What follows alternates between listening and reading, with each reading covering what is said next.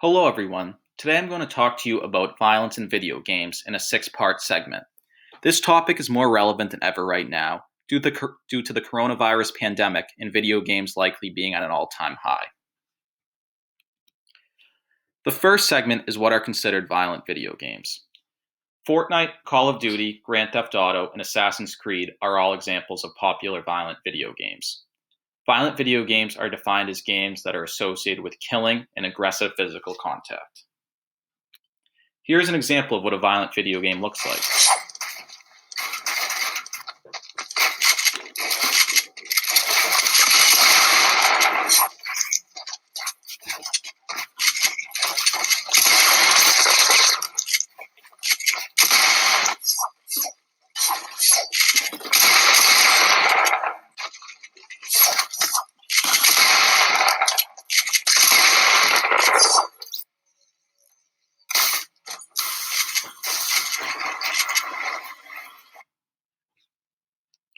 That is from the game Fortnite.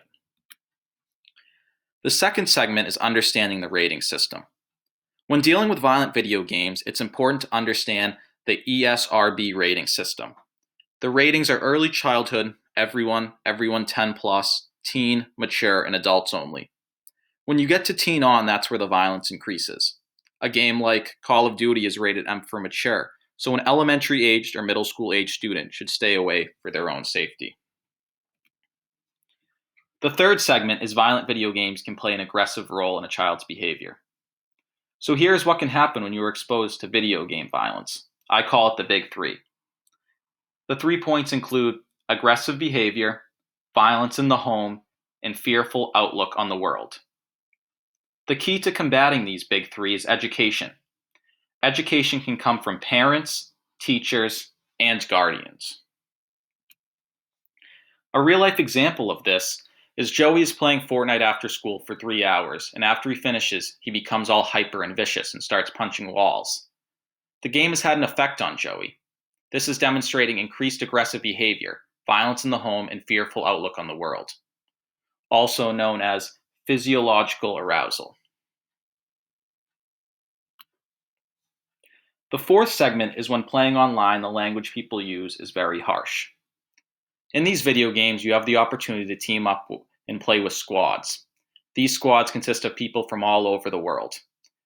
In violent video games, the language that is used is oftentimes very vulgar and inappropriate.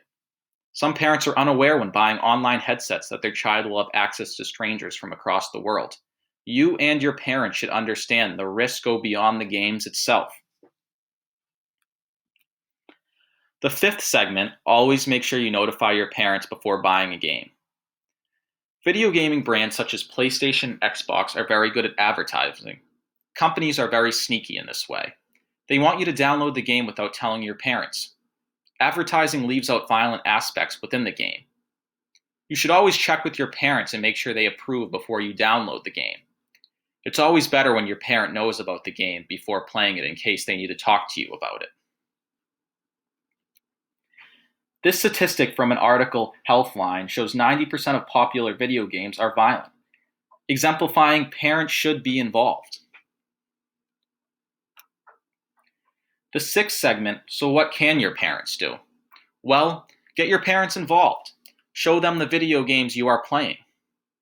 Use the website Common Sense for video game reviews. Understand the ESRB rating system.